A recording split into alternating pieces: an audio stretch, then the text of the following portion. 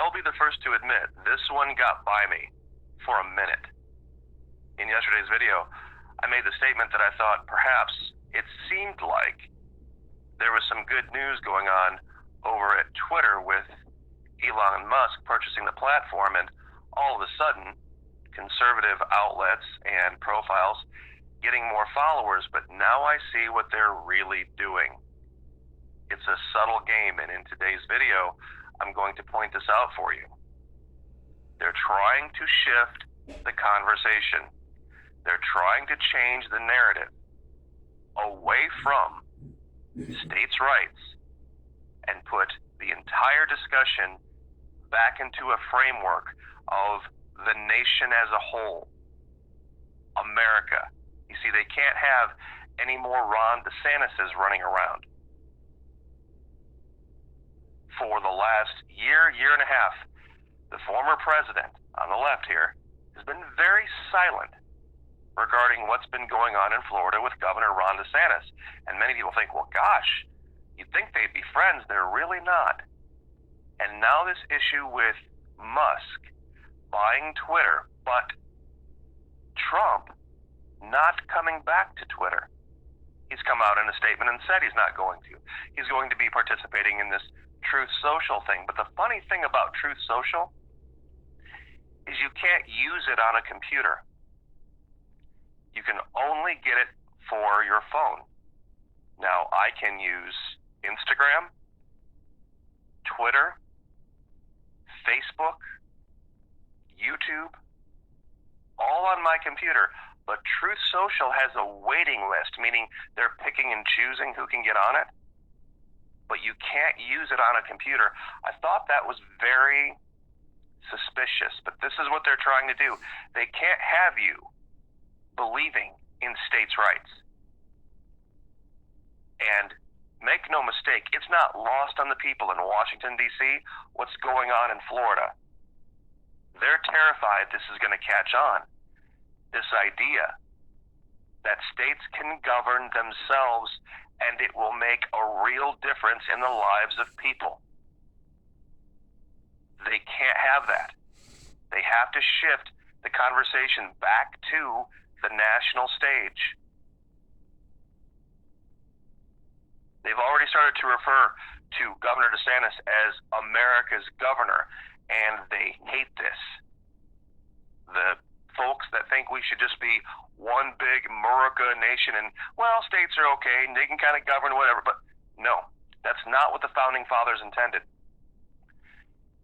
And back in January, even CNN pointed this out. DeSantis draws contrast with federal government and Democratic-led states in State of the State address, where he talked about the importance of doing things constitutionally at the state level. And when you do that, it makes Washington, D.C. irrelevant. And if Washington, D.C. is irrelevant, nobody cares who the president is. Not now, not 2024. Nobody cares. Because they'd be like, why should we bother? All we have to do is fix our state. All we need to do is get our governor to do the things that Governor Ron DeSantis has done in Florida, here in Tennessee, here in Arkansas, here in Texas. And it won't matter what D.C. does. It won't matter. Our state will be fine, just like Florida is. So what did they have to do to fix this? I tested this out. I said, since Elon Musk now owns Twitter, shouldn't he change the name to Musket? Asking for a friend. Only one like. You see, it's just very odd. Don't you think it's odd, after complaining for so long about having speech restricted, that 45 wouldn't already be back on Twitter? Because Truth Social isn't really a thing yet. He hasn't even started there. But here's the key. Here's the glue. You ready for the glue, the proof of this? Elon Musk clarifies free speech stance. The new Twitter owner reassures governments around the world he will obey speech-squelching laws. Billionaire Twitter purchaser Elon Musk has qualified his much hyped embrace of... As a retired Marine, I don't use the term coup lightly, but we're watching one play out in slow motion. Donald Trump tried to... Of free speech on Tuesday, his first full day as the platform's owner, reassuring the world's governments he will obey their speech restrictions under the reasoning that such officials behave according to the will of the people they govern. After gloating that the extreme, quote, the extreme antibody reaction from those who fear free speech says it all, the Tesla tycoon explained that what he meant by free speech was not the usual definition, replying to his own tweet to reveal that by free speech, I simply mean that which matches the law. You see, he's purposefully vague here because he knows not every country in the world consults its people on who the leadership is or what the direction they're going is. He continues his quote, and this is from Elon Musk.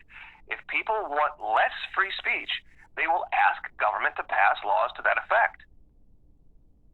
That doesn't work in places where there's a caliphate in place. Musk continued, explaining his latest stance. Therefore, going beyond the law is contrary to the will of the people. The law in many countries has nothing to do with the will of the people, and he knows this.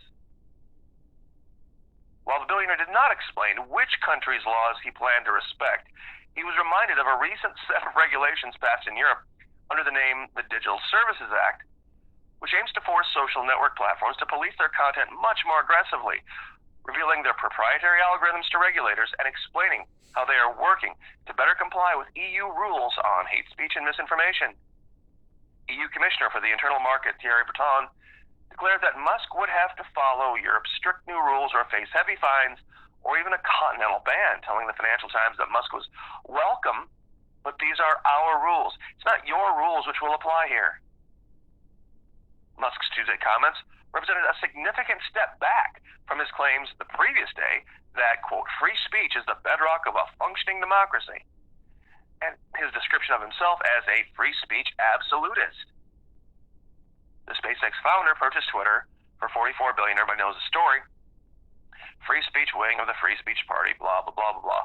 Twitter is headquartered in the U.S. Europe has much stricter rules delineating the boundaries of freedom of speech, while the U.S. own regulations give platforms like Twitter protection from liability for user-generated content. See, this is the key. This is what people need to focus on. When Governor DeSantis says, quote, people know when they come here on vacation they're going to be treated with respect. Here? You mean North America? No. Oh, you mean the United States? No. He means Florida. They're not going to have to show medical papers to get a beer. This is what pisses off the national right and DC in general. Believe it or not, there are folks in the national right, national Republican movement that don't like this idea of states' rights. And that Governor DeSantis has championed this, it bothers them because it takes away their power. In Florida, there will be no COVID-19 vaccine mandate on school children. That is the law. You wouldn't believe how many people were stunned that this could actually be done. That the states could just take charge. Individual states could just take charge by themselves and say, we're not doing it, and have that stand. And the governor was very smart. He enlisted an A-team, the untouchables I referred to them as.